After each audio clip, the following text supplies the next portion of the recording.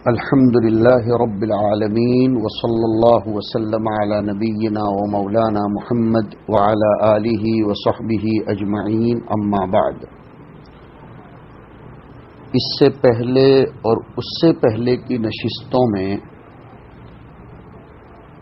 ہم سونے اور لیٹنے کے وہ آداب جو جناب نبی کریم صلی اللہ علیہ وسلم نے اور اسلامی تعلیمات نے ہمیں عنایت فرمائے ہیں اس کی گفتگو کر رہے تھے، اور سوتے وقت کی دعاؤں اور اوراد و وظائف کا تذکرہ چل رہا تھا.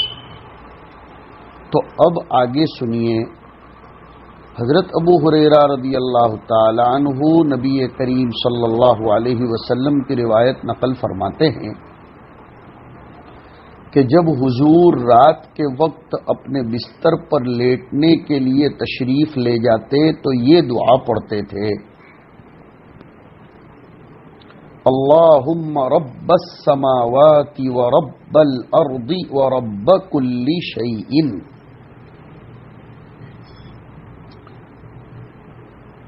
خالق الحب والنوى منزل التوراة والإنجيل والقرآن أعوذ بك من شر كل ذي شر أنت آخذ بناصيته أنت الأول فليس قبلك شيء وأنت الآخر فليس بعدك شيء وأنت الظاهر فليس فوقك شيء وأنت الباطن فليس دونك شيء اقض عني الدين وأغنني من الفقر. مسلم شریف، نسائی، ابن ماجہ اور ترمذی اور ابو داؤد میں یہ روایت آئی ہے. ترجمہ کتنا شاندار ہے کہ اے میرے اللہ، آسمانوں اور زمینوں کے مالک، ہر چیز کے مالک، دانا اور گٹھلی کو پھاڑنے والے، تورات و انجیل اور قرآن کریم کے نازل کرنے والے، میں تیری پناہ مانگتا ہوں ہر تکلیف پہنچانے والی مخلوق کی تکلیف سے. اس کی چوٹی اور پیشانی تیرے ہی قبضے میں ہے. جو بھی تکلیف پہنچانے والی چیزیں ہیں، سب کی چوٹی، سب کا قبضہ، سب کی پیشانی تیرے ہی پاس ہے. تو ہی اول ہے، تجھ سے پہلے کوئی چیز نہیں. تو ہی آخر ہے، تیرے بعد کوئی چیز نہیں. مطلب بقا صرف تیری ذات کے لیے ہے اور کسی کے لیے بقا نہیں ہے. تو ہی ظاہر ہے، تجھ سے اوپر کوئی چیز نہیں. تو ہی باطن ہے، تیرے علاوہ کوئی چیز نہیں. یعنی تو ظاہر بھی سب سے زیادہ کہ عالم کی ہر چیز تیرے وجود کی کھلی دلیل ہے، اور تو مخفی بھی سب سے زیادہ کہ تیری ذات کا ادراک ممکن ہی نہیں. تو میرے قرض کو ادا کرا دے اور میری محتاجگی اور فقر و فاقہ کو دور فرما دے. آپ صلی اللہ علیہ وسلم کی اس دعا پر غور کریں. کیا زبردست بات ہے کہ اللہ تیری قدرت کاملہ ہر چیز کا احاطہ کیے ہوئے ہے. تو مجھ کو ہر طرح کی مصیبتوں سے اپنی حفاظت میں رکھ، سکون و راحت کی زندگی عنایت فرما. اور دیکھیے اس دعا میں ہر تکلیف پہنچانے والی مخلوق کی تکلیف اور شر سے اللہ کی پناہ طلب کی گئی ہے. اس لیے کہ نیند میں آدمی کو جہاں شیاطین الجن تکلیف پہنچاتے ہیں، وہاں شیاطین الانس کے حملوں کا خطرہ رہتا ہے. حشرات الارض اور جانوروں کے ڈسنے اور کاٹنے کا اندیشہ رہتا ہے. چوروں کی چوری کا خطرہ رہتا ہے، ڈکیتی ڈالنے والوں کی ڈکیتی کا خطرہ رہتا ہے، حملہ آوروں کی حملہ آوری کا خطرہ رہتا ہے۔ ساری چیزوں کو اعوذ بک من شر کل ذی شر انت آخذ بناصیتہ کہہ کر دور کروایا گیا، اور پھر زبردست بات ہے کہ انت آخذ بناصیتہ، ہر چیز کی پیشانی تیرے قبضے میں ہے۔ اللہ کی قدرت کاملہ کی طرف اشارہ ہے، اور پھر یہ بھی فرمایا کہ میں تو سو رہا ہوں، میرے بارے میں اگر کوئی پلاننگ ہو رہی ہے تو تیرے اوپر کوئی چیز مخفی نہیں ہے۔ نیز جامعیت دیکھو کہ سوتے وقت قرضے کی ادائیگی کے لیے اللہ سے مدد طلب کی جا رہی ہے کہ تو میرے قرضے کی ادائیگی کا انتظام فرما دے، تاکہ حقوق العباد سے بھی میں بری الذمہ ہو جاؤں۔ اصل میں بات یہ ہے میرے بھائیوں، سوتے وقت قرضے کی ادائیگی کی اللہ سے دعا کرنے سے انسان کو کسی قدر دلی اطمینان حاصل ہوتا ہے، ورنہ احساس رکھنے والا ضمیر قرض ہوتے ہوئے چین کی نیند نہیں سو سکتا۔ قرض ذمے میں ہو اور آدمی کو امن و اطمینان کی نیند آئے، ایسا کیسے ہو سکتا ہے؟ بشرطے کے احساس ہو۔ نیز فقر و فاقہ بھی آدمی کو نہیں سونے دیتا۔ آیا ہے کہ بئس الضجیع، فقر یہ بہت برا بستر ہے، بہت برا لیٹنے والا ہے، نیند نہیں آتی۔ تو سوتے وقت قرضے کی ادائیگی کی آسانی کے لیے اور فقر سے بچا کر غنا کو طلب کرنے کی دعا کی گئی ہے۔ یہ دعا پر غور کرو اور اس کو پڑھنا اپنا معمول بناؤ میرے بھائیوں، اور اس سے اندازہ لگاؤ کہ حضور کو جہاں ہمارے ایمان کی حفاظت کی فکر تھی، وہیں ہمارے قرضوں کی ادائیگی کی بھی فکر تھی۔ اسی کو فرمایا کہ لقد جاءکم رسول من انفسکم عزیز علیہ ما عنتم۔ غور کرو، عزیز علیہ ما عنتم، اے لوگو تمہاری تکلیفیں نبی کے لیے شاق گزرتی ہیں۔ تکلیف میں تم ہو اور نبی پریشان ہوتا ہے۔ النبی اولا بالمؤمنین من انفسہم۔ اور ایک دعا بھی روایتوں میں آئی حضرت علی رضی اللہ تعالیٰ عنہ کے حوالے سے۔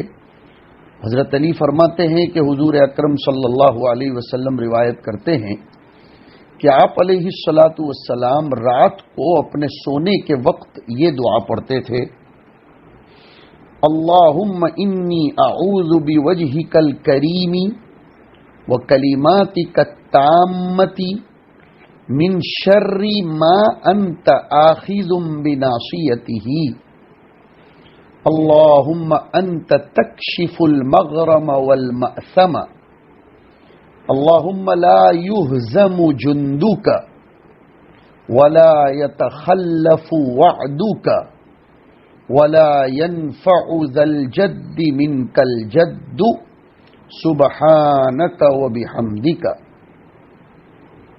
اے اللہ، میں تیری کریم ذات اور تیرے کامل و مکمل کلمات کی پناہ چاہتا ہوں ہر اس چیز کی برائی سے جس کی چوٹی تیرے قبضے میں ہے۔ اے اللہ، تو ہی قرض کو، گناہوں کو، معاصی کو بخشنے والا اور ختم کرنے والا ہے۔ تیرا لشکر شکست نہیں کھاتا، ہارتا نہیں، نہ تیرا وعدہ غلط ہو سکتا ہے، اور کوئی مالدار تیری پکڑ سے بچ نہیں سکتا۔ اے اللہ، تیری ذات پاک ہے اور تو ہی تعریف کے لائق ہے۔ مطلب تیری عطا کی ہوئی مالداری کے مقابلے میں کسی مالدار کی مالداری اس کو کوئی فائدہ نہیں پہنچا سکتی. تیری مالداری کے سامنے اس کی مالداری کی کوئی حیثیت اور حقیقت نہیں ہے. اور مطلب مالداری تیری عبادت کے مقابلے میں، تیری اطاعت کے مقابلے میں کوئی نفع بخش ثابت نہیں ہو سکتی. کل قیامت کے دن کسی کا نسب اس کو کوئی نفع نہیں پہنچا سکتا. یہ بھی ایک مطلب ہے. فلا انساب بینہم، اگر جد کو باپ دادا کے معنی میں لیا جائے تو کہ ولا ينفع ذا الجد منک الجد، جد کا مطلب اب نکالا کہ کسی کا کوئی نسب قیامت کے دن تیرے یہاں کوئی نفع نہیں پہنچا سکتا. اور بعض لوگوں نے پڑھا ہے کہ ولا ينفع ذا الجد منک الجد، کہ کل قیامت کے دن رحمت خداوندی کے بغیر کسی کی کوئی محنت، کسی کی کوئی کاوش، کسی کا کوئی عمل اس کے کوئی کام نہیں آ سکے گا. اس دعا کا بھی اہتمام کریں. ایک دعا یہ بھی آئی ہے، سیدنا انس رضی اللہ تعالیٰ عنہ سے روایت ہے کہ رسول اللہ صلی اللہ علیہ وسلم کا معمول تھا کہ جب اپنے بستر پر تشریف لے جاتے تو اللہ کی حمد، اس کا شکر ان الفاظ میں ادا فرماتے تھے: الحمد للہ الذی اطعمنا وسقانا وکفانا وآوانا فکم ممن لا کافی لہ ولا مؤوی. مسلم، ترمذی اور نسائی اور ابو داؤد شریف میں یہ روایت آئی کہ اللہ کی حمد اور اس کا شکر ہے جس نے ہمیں کھلایا پلایا، ہماری ضرورتیں پوری فرمائیں اور آرام کے لیے ہمیں ٹھکانہ عنایت کیا. میرے بھائیو دیکھو تو صحیح، اللہ کا کتنا شکر ہے کہ اس نے آرام کے لیے ہمیں ٹھکانہ عنایت کیا. کتنے ایسے لوگ ہیں جن کی نہ کوئی ضرورتیں پوری کرنے والا ہے اور نہ ان کو کوئی ٹھکانہ دینے والا ہے. الفاظ پر غور کرو. بے شک احساس تو جگاؤ. ہم جو کھاتے پیتے اور ہمیں جو کچھ ملتا ہے اور تکلیف دینے والی چیزوں سے ہماری جو حفاظت ہوتی ہے، یاد رکھو وہ ہماری مالداری کی دین نہیں ہے، وہ سب رب کریم کا عطیہ ہے. ہمارے کسی عمل اور ہنر کا، صلاحیت کا، مالداری کا، منصب کا اس میں کوئی دخل نہیں ہے. ورنہ اللہ کے بہت سے بندے ایسے ہیں، دیکھنا چاہیے کہ نہ ان کے کھانے پینے کا کوئی معقول انتظام ہے، نہ رہنے کے لیے مکان ہے، نہ گرمی اور ٹھنڈک سے بچاؤ کا کوئی سامان ہے. وہ بیچارے بیابانوں اور گلی کوچوں میں مارے مارے پھرتے ہیں. ذرا دیکھو، شہروں میں جاؤ، ریلوے کے پلیٹ فارمز پر پھرو، اوور بریج کے نیچے دیکھو.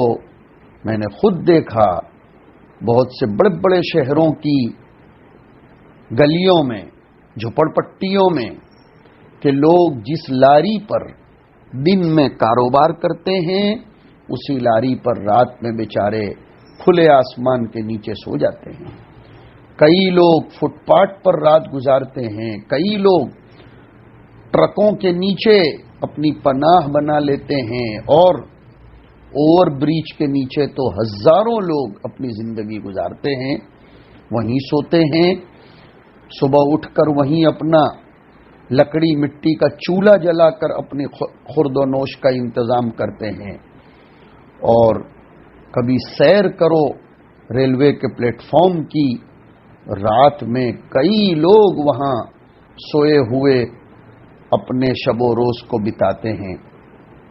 میرے بھائیوں شکر کرو اللہ کا، اس نے ہمیں بہترین چھت والا، اے سی پنکھے والا مکان عنایت فرمایا، کھلا پلا کر سلایا. بہت سے تو ایسے ہیں کہ اللہ نے ان سے اپنی پناہ اور حفاظت کو اٹھا لیا ہے، وہ طرح طرح کی مصیبتوں میں مبتلا اور موذی جانوروں کا لقمہ بنے ہوئے ہیں۔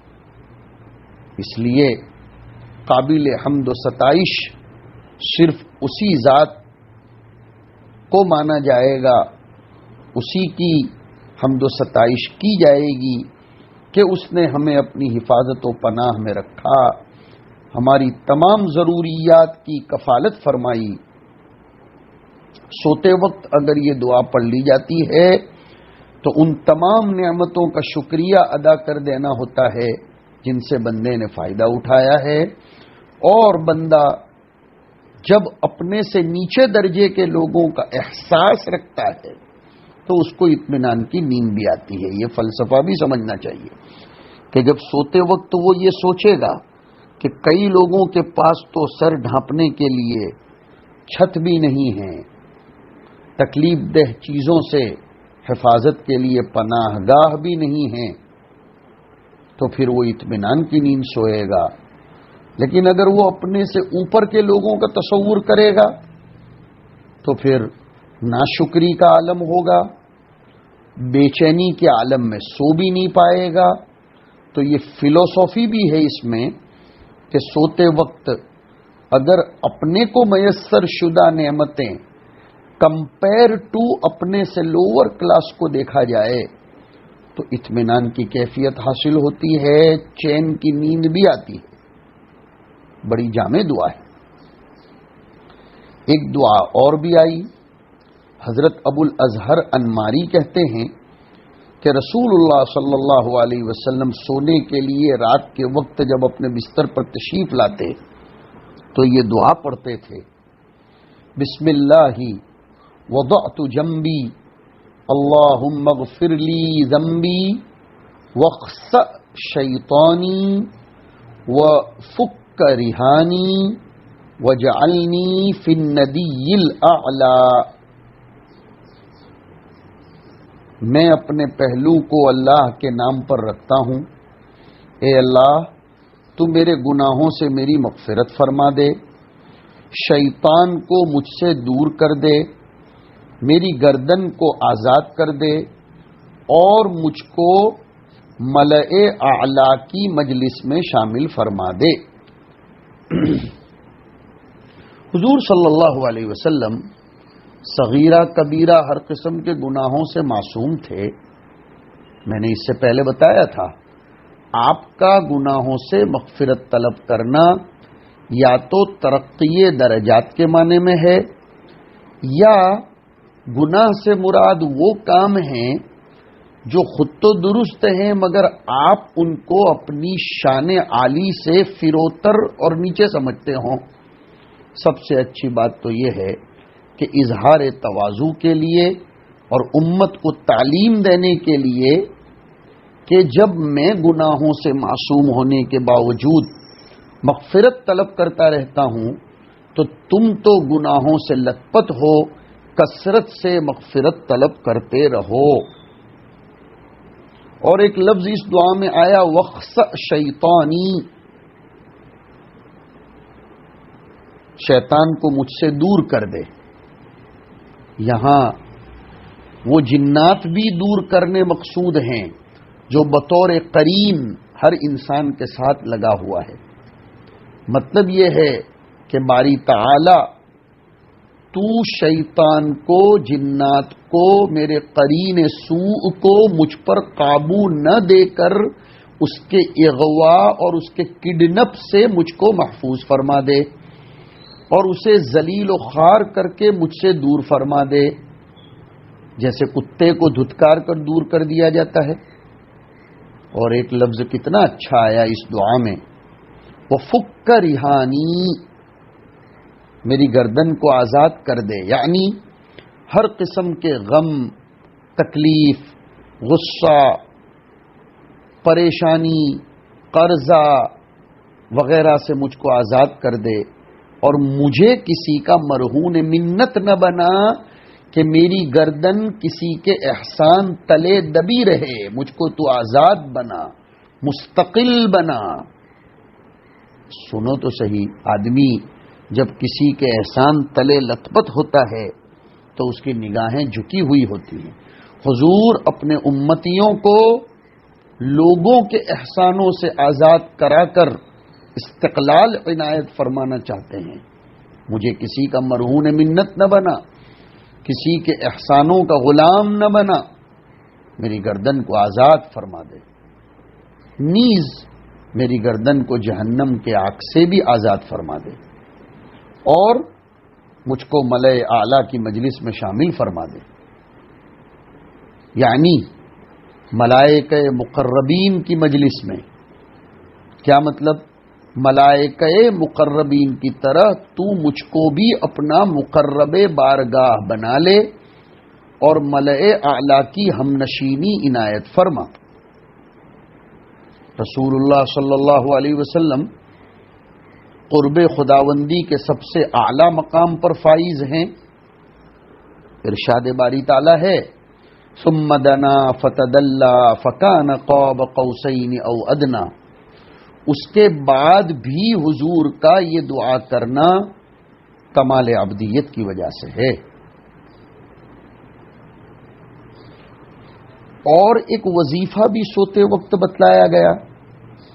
فروا بن نوفل اپنے والد نوفل سے روایت کرتے ہیں کہ رسول اللہ صلی اللہ علیہ وسلم نے میرے والد نوفل سے فرمایا، سنو یہ دھیان سے، کہ جب تم سونے کا ارادہ کرو تو قل یا ایھا الکافرون کی سورت پوری پڑھ لیا کرو اور سو جایا کرو، اس لیے کہ اس سورت کے اندر شرک سے براءت کا اور توحید پرستی کا اعلان ہے۔ ہاں، قل یا ایھا الکافرون پوری پڑھ لیا کرو سوتے وقت، اس لیے کہ اس میں اللہ تعالیٰ کے علاوہ تمام معبودان باطلہ سے براءت کا، بیزاری کا اعلان ہے۔ اس طور پر کہ ہر اس عبادت سے براءت کا اعلان ہے جس کو اللہ نے مشروع اور جائز نہیں کیا۔ ترمذی شریف کی روایت میں تو یہ بھی آیا کہ حضرت نوفل نے حضور کی خدمت میں عرض کیا کہ مجھے کوئی دعا بتا دیجئے جو میں سوتے وقت پڑھ لیا کروں۔ اس کے جواب میں حضور نے ان کو یہ بتلایا کہ قل یا ایھا الکافرون پڑھ لیا کرو۔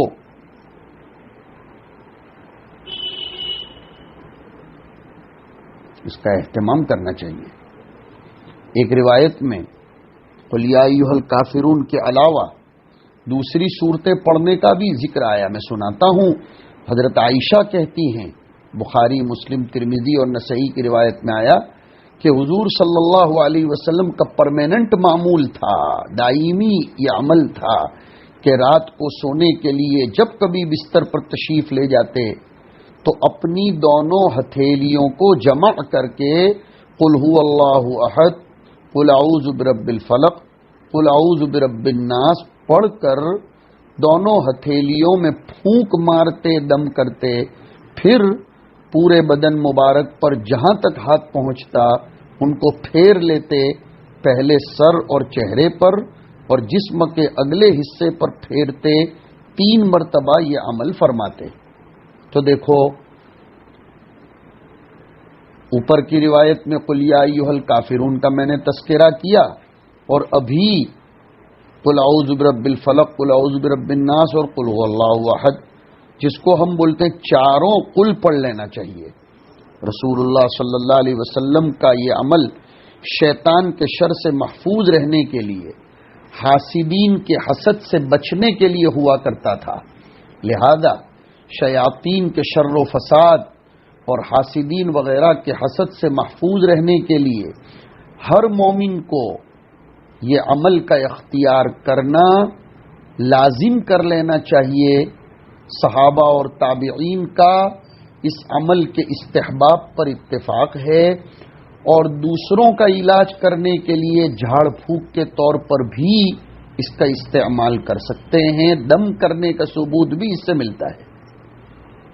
سونے کے وقت حضور سے، جیسے آپ دیکھ رہے ہیں، مختلف دعائیں آئی ہیں، مگر بعض لوگوں کے لیے ان سب کا یاد کرنا مشکل ہو سکتا ہے، اس لیے کم از کم یہ 4 قل اور اللہم بسمک اموت و احیا کو ضرور اپنے معمولات میں داخل کر لو۔ چاروں صورتیں عموماً ہر مسلمان کو یاد ہوتی ہیں، قل یا ایھا الکافرون، قل ھو اللہ احد، قل اعوذ برب الفلق اور قل اعوذ برب الناس۔ مختصر صورتیں بھی ہیں لیکن کلمات مختصر ہیں، مضمون بہت فائق اور بالاتر ہے، اس لیے ان کے پڑھنے کا ضرور معمول بنا لو۔ اللہ مجھے بھی توفیق نصیب فرمائے۔ حضرت عرباض ابن ساریہ رضی اللہ تعالیٰ عنہ کی ایک روایت بھی سنا دوں کہ سونے سے پہلے حضور کا معمول مسبحات کے پڑھنے کا تھا۔ آپ نے فرمایا کہ مسبحات میں ایک ایسی آیت ہے جو 1000 آیتوں سے افضل ہے۔ کیا مطلب مسبحات کا؟ جو تسبیح کے لفظ سے شروع ہوتی ہیں، سبح، یسبح، سبح، یہ کل 7 صورتیں ہیں۔ سبحان الذی اسری بعبدہ، سبح للہ ما فی السماوات وما فی الارض، سورہ حدید۔ پھر یسبح للہ ما فی السماوات وما فی الارض، سبح للہ ما فی السماوات وما فی الارض، سورہ تغابن، سورہ اعلی۔ 7 صورتیں ہیں، سورہ بنی اسرائیل، سورہ حدید، سورہ حشر، سورہ صف، سورہ جمعہ، سورہ تغابن اور سورہ اعلی یعنی سبح اسم ربک الاعلی۔ پھر سے سورہ بنی اسرائیل، سورہ حدید 27ویں پارے میں، سورہ حشر، صف اور جمعہ یہ 28ویں پارے میں، تغابن بھی 28ویں پارے میں، اور سورہ اعلی یہ 30ویں پارے میں۔ سورہ حشر کے اخیر کی آیتوں کی طرف اشارہ ہے کہ ان میں ایک ایسی آیت ہے جو 1000 آیتوں سے افضل۔ ملا علی قاری رحمۃ اللہ علیہ فرماتے ہیں کہ لفظ تسبیح چونکہ ساری صورتوں میں ہے، ہر ایک کے اخیر کی آیت بھی مراد ہو سکتی ہے کہ تمام مسبحات کے اخیر میں ایک ایک ایسی آیت ہے جو 1000 آیتوں سے افضل ہے، یعنی ان کا اجر و ثواب 1000 آیات کے اجر و ثواب سے بھی زیادہ ہے۔ اور بعض علماء فرماتے ہیں سورہ حشر کے اخیر میں جو اللہ کے اسماء حسنی بعض آئے ہیں، هو اللہ الذی لا الہ الا هو عالم الغیب والشہادۃ سے لے کر اخیر تک، اس کو پڑھ لینا چاہیے۔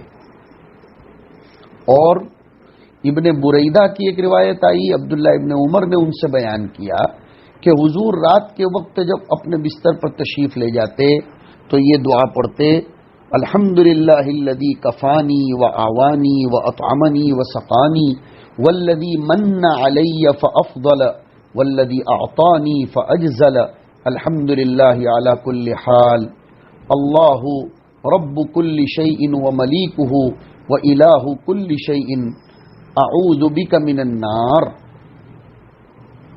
بستر پر جانے کے بعد سونے سے پہلے اس دعا کے پڑھنے کا حضور کا معمول تھا کہ تمام تعریفیں اس اللہ کے لیے ہیں جس نے تکلیف دینے والی چیزوں کے شر سے میری حفاظت اور کفایت فرمائی، مجھے رہنے کے لیے ٹھکانہ دیا، زندگی کو باقی رکھنے کے لیے کھلایا پلایا، اور تمام تعریفیں اللہ کے لیے ہیں جس نے مجھ پر احسان کیا تو بے پایا احسان کیا، اور مال و دولت، علم و فضل، جاہ و مرتبہ وغیرہ سے نوازا تو خوب نوازا، ہر حال میں چاہے وہ عافیت کی حالت ہو یا مرض و پریشانی کی، جاہ و مرتبے کے حصول کی حالت ہو یا ان سے معزولی کی، تمام تعریفیں اللہ ہی کے لیے ہیں۔ اے میرے اللہ، ہر چیز کے مالک اور اس کے بادشاہ، ہر چیز کے معبود، میں تیری پناہ طلب کرتا ہوں جہنم کی آگ سے، یعنی رب العزت تو محض اپنے فضل و کرم سے جہنم کی آگ سے مجھ کو محفوظ فرما۔ یہ دعا بھی آئی۔ اور بھی ایک عمل آیا، حضرت ابو ہریرہ فرماتے ہیں کہ حضور اکرم صلی اللہ علیہ وسلم نے ارشاد فرمایا، جو شخص کسی بستر میں لیٹا اور اس حالت میں اللہ کا ذکر نہیں کیا، بستر پر ذرا برابر بھی ذکر نہیں کیا، تو کل قیامت کے دن اس کا یہ لیٹنا حسرت، افسوس، شرمندگی کا باعث ہوگا۔ اور جو شخص کسی بیٹھنے کی جگہ بیٹھا اور اس میں اللہ کا ذکر نہیں کیا تو یہ بیٹھنا کل قیامت کے دن حسرت و افسوس کا باعث ہوگا۔ میرے بھائیوں، لیٹنے اور بیٹھنے کی حالت میں اللہ کا ذکر نہ کرنا اور مجلسوں میں اللہ کا ذکر نہ کرنا کل قیامت کے دن حسرت اور ندامت کا باعث ہونا اس لیے ہوگا کہ انسان عموماً گناہ کے کاموں میں ملوث رہا کرتا ہے۔ آج کل تو بستروں پر موبائل کے ذریعے بھی بہت سے گناہوں میں مبتلا ہوتا ہے، غلط وساوس، غلط خیالات اور افکار کے ذریعے بھی گناہوں میں مبتلا ہوتا ہے، مختلف قسم کی تصویریں دیکھ کر گناہوں میں مبتلا ہوتا ہے، اور مجلسوں کا حال تو ظاہر ہے۔ لہذا اللہ کا ذکر اگر نہیں کیا تو گناہ ذمے میں باقی رہا، جس کی وجہ سے حسرت و ندامت ہونا بالکل واضح ہے۔ اور اس لیے بھی کہ اللہ کا ذکر سب سے بڑی عبادت ہے، وَلَذِكْرُ اللَّهِ اکبر، اور اللہ کے ذکر سے دنیا میں سکون قلب حاصل ہوتا ہے۔ الا بذکر اللہ تطمئن القلوب، ذکر اللہ سے عالم کا یہ نظام جاری و ساری قائم و دائم ہے۔ حدیث میں آیا قیامت اس وقت تک قائم نہیں ہوگی جب تک کہ ایک شخص بھی روئے زمین پر اللہ اللہ کہنے والا باقی رہے گا۔ تو اللہ کا ذکر دنیا اور آخرت دونوں کی صلاح و فلاح کا بقا کا ضامن ہے، اور پھر آخرت میں جنت کے درجات کی بلندی عطا کرنے والا ہے۔ لہذا جو وقت بھی اللہ کے ذکر سے غفلت میں گزر گیا وہ حسرت و افسوس، ندامت اور تاوان اور خسارے کا باعث ہوگا۔ اس لیے ہر مجلس میں، ہر بستر پر، ہر لیٹتے وقت اللہ کے ذکر کا التزام اور اہتمام کرتے رہنا چاہیے۔ وفقنا اللہ و ایاکم لما یحبہ و یرضاہ، وصلی اللہ علی النبی الکریم۔